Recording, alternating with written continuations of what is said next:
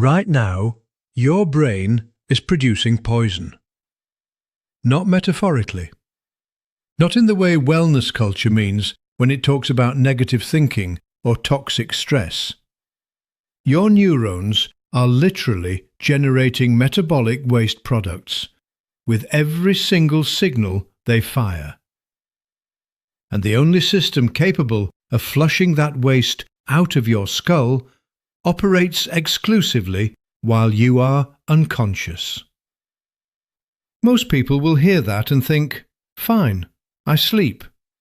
But here's what the research reveals, and this is the part that changes everything.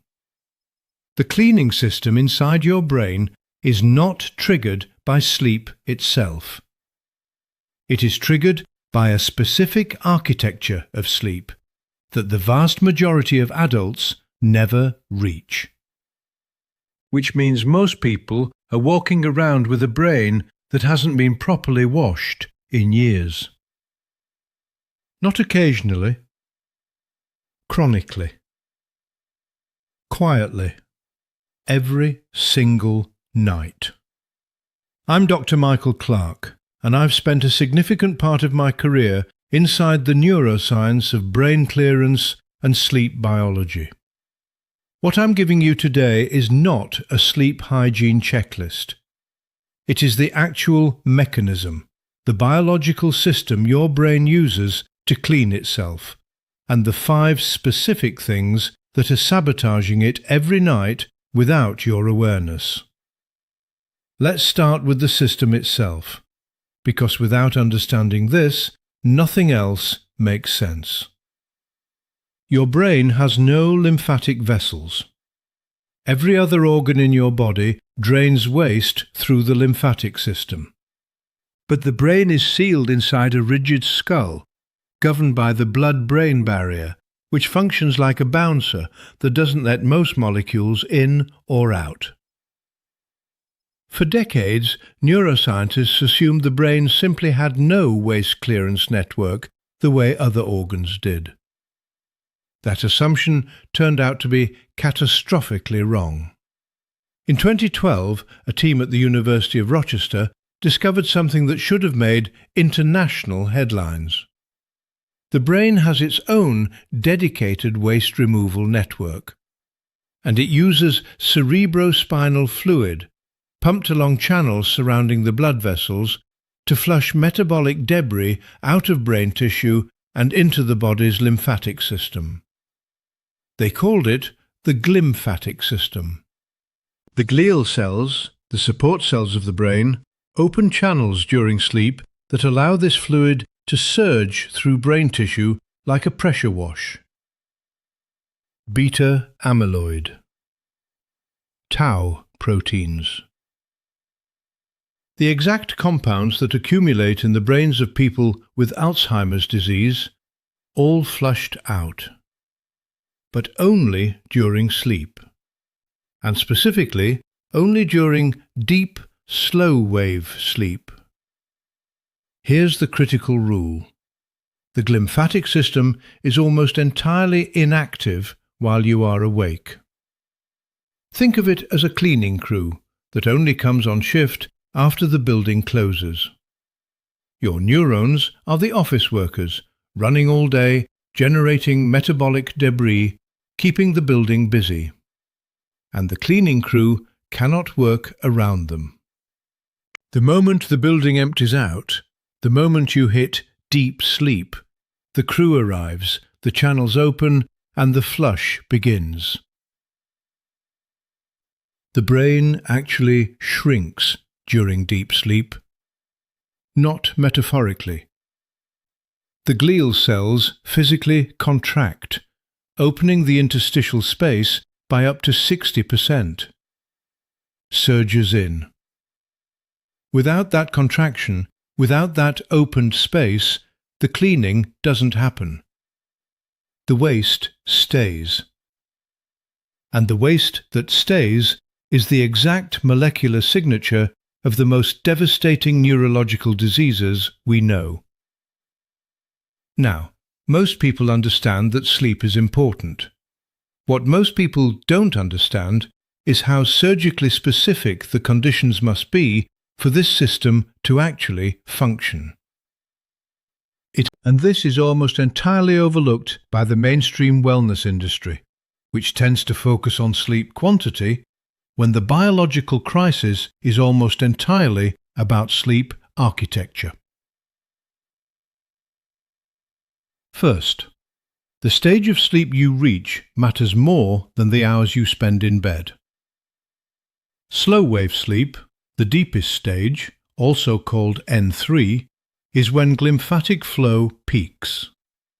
Research published in the journal Science showed that glymphatic transport is 2 to 3 times more active during slow wave sleep than during wakefulness. Not marginally more. The difference between your brain clearing its waste efficiently and barely clearing it at all comes down entirely to whether you are reaching this specific stage and staying there long enough for the flush to complete. Most adults today have profoundly disrupted slow wave sleep. Alcohol is the most underappreciated cause. And here's the thing. This is what the data actually shows. A single glass of wine at night suppresses slow wave sleep. Not eliminates it entirely, but fragments it enough that glymphatic efficiency drops measurably.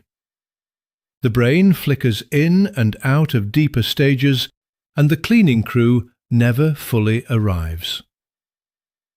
You wake up having technically slept 8 hours and wonder why you feel like you've been awake for 2 days. The hours were there, the architecture wasn't. Second, the position of your body while you sleep changes how effectively the cleaning happens. Researchers at Stony Brook University found that the glymphatic system clears waste most efficiently when you sleep on your side, specifically in the lateral position. Sleeping on your back or stomach shows measurably lower clearance rates. The researchers believe it has to do with how gravity affects the flow of cerebrospinal fluid through the channels. This is not a radical lifestyle change.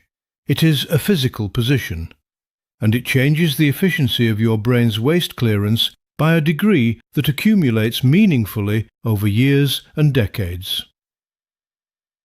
Third, the timing of your last meal is interfering with your brain in ways you have never been told.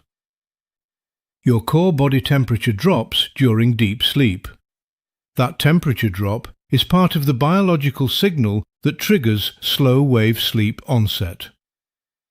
When you eat within 2 hours of sleeping, especially a large calorie-dense meal, your body redirects blood flow and metabolic activity toward digestion. Core temperature rises or stays elevated. The drop that your brain is waiting for is delayed. Slow wave sleep is pushed later, compressed, or skipped entirely on nights when the digestive system is still working when the head hits the pillow. This is why it isn't working for most people. It's not that they're lazy or undisciplined. It's that they don't know the rule.